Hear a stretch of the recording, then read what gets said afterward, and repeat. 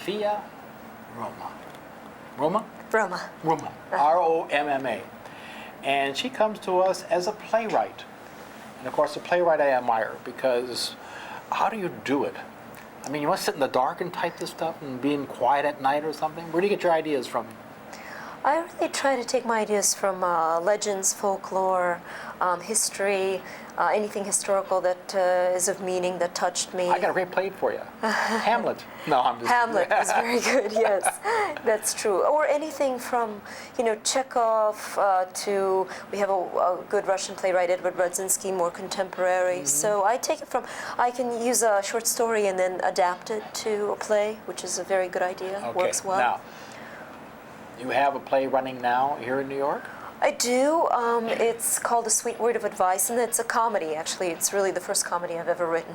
And what's the advice? The advice is don't let your family too close into your relationships. Or okay. when you invite them in, they can cause a hassle. Is it off-Broadway, or what kind of play? It's off-Broadway, okay. yeah. And what theater is it at? It's actually at the JCC in Manhattan, in the space there. How many performances? It's going to run for 2 weeks, but on and off, so first time, right. weekend, then after that. Is this the first time in New York for a play for you? No, it's my 7th play in New York. 7 plays? Yes, well, wow. It's been a long career. A long career, 7 plays. Yes. And then you're going to open in London with what? We opened in London at the Pushkin House of a play about the fabulous Russian poetess Marina Tsvetaeva. And we opened here at the Cherry Lane on Off-Broadway it was in December. Mm-hmm. And then we moved it over, and we'll move over to London, where they basically picked up the play, and it's going to open on the 24th of June. How does that arrangement work? Does somebody come from London and see the play and say, we want it? Yeah, that's pretty much how they worked. I think that they had a representative from the Pushkin House, which runs Russian-based plays, on and Russian ideas. They heard about They you. heard about it. They read some reviews. There was one in the Times, and then they picked it up, and Now, for them it's very so good. the person comes over, takes a look at the play. What is he buying? Your script? Is he buying the actors? What does he get? I think he's getting either dynamite actors, which he likes, which make the script work or come to life. So he has his actors in mind. He wants. Okay. Yes, I think so. And also I think the idea, or how lyrical it is, and how it sounds, and how it's going to play, the potential for it to play, like any off-Broadway play that then goes to Broadway. Okay. Yeah. Now, would you go over and see it? Well, I'm the director, and I have no choice. You're the director too? Yes, I'm the director. Oh, you got a double paycheck. I have a double paycheck. Oh, good for you. So I have to go over there. You lose all your objectivity that way. Well, what can you do? I usually stay away from that. I usually write and give it over to directors. Right. But then you get all a little upset when they do things. Sometimes when they chop it up and mutilate it, it gets upsetting. What do you do? I cry. Oh, you don't get it. You don't get in there and say. I cry, and then I stand in the ring and box it out with them until I get my way. Oh, well, I used to be in the movie business, and I dealt with writers. Okay, so you know. On all levels. No, they're very nice people overall, but I mean, everybody has their own image and their own aesthetics. That's true. So, what's the ultimate play you would like to write? Well, there was an idea that I had. And I've been toying with it. It's a legend. It's the legend of the golem, and he comes to life. It's almost a Frankenstein story, but it takes place in Prague. I'm actually trying to, it was a play before at La Mama ETC called Defenses of Prague, and I'd like to, it's a very surreal sort of mystical play, phantasmagorical, and I'd like to make a screenplay out of it and make a movie. So I'm kind of trying to finish off with the theater. Is it going to be a horror film? It's both horror and mysticism and legend and gore, but it's not. Oh, you got all the ingredients there. Yeah, all the ingredients to make big bucks. Good for you. Thank you. Good for you.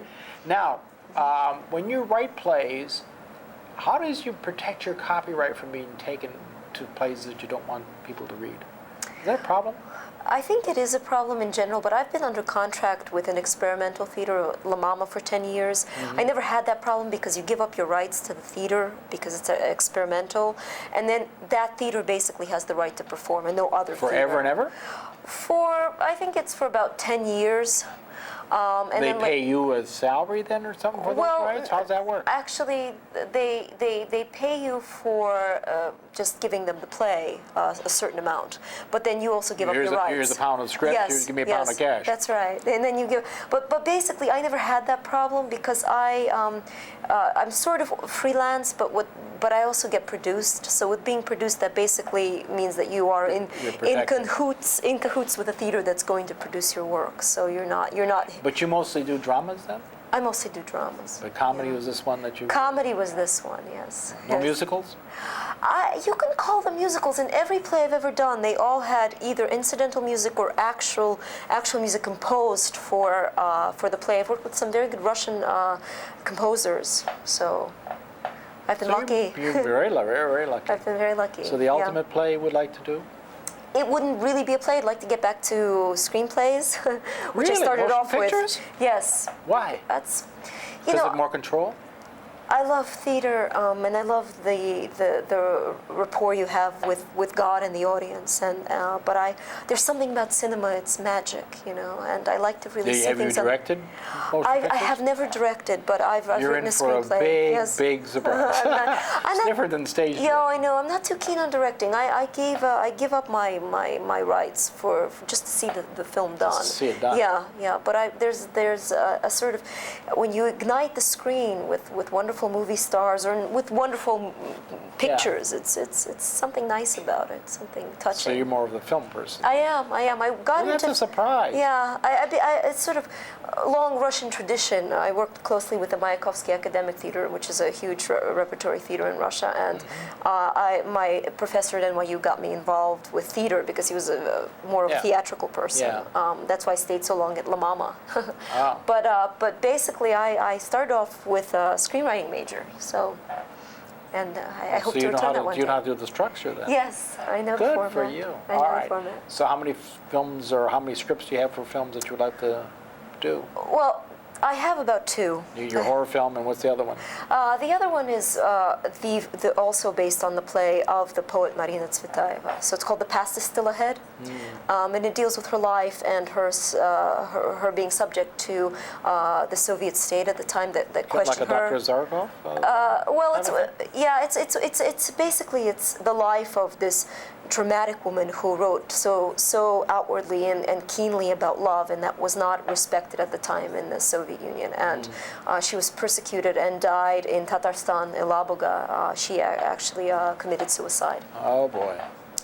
So sources say she was driven to it by the conditions.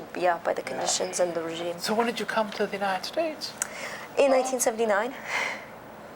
How old? At age? What age? Yes. I was 6. 6? Yes. Oh, you knew nothing about Russia. You ever go back and take a look? I went back all the time. I've been back since 1991. I have family there. Well, my grandparents died, but I did have my grandparents living there. I have uncles, 2 uncles. My father works there. And what's his vocation? My father, he has an American university, and they basically give out American diplomas to Russian students. Oh, so you're from a family from the arts then? Yes. Oh, okay. Well, basically in literature and but in education. Brothers and sisters? Well, I have a sister, or I can't really say I had, but my sister passed away at a young age. She was almost 19, so she had a heart condition. So I don't have any physically living siblings. So you lived here in New York since the age of 6? Yes. And you got all of this education in the United States, but you got such a tinge of Russia in you. Well, I went back to Russia and I received my PhD at the Gorky Literary Institute, which is a very prominent institute in literature. So I studied Russian and Russian literature. You feel happy here, though? Oh yeah, this is my home. Okay. Yes. All right, now the name of the play again? The name of the play is A Sweet Word of Advice. And it's at the what theater? The JCC in Manhattan. And that's located? 76th in Amsterdam, 334 76th in Amsterdam. And it's there until? It's going to be there until the end of June. End of June? Yes. All right, I thank you. Thank you. A lot of fun, wasn't it? Yes. Okay.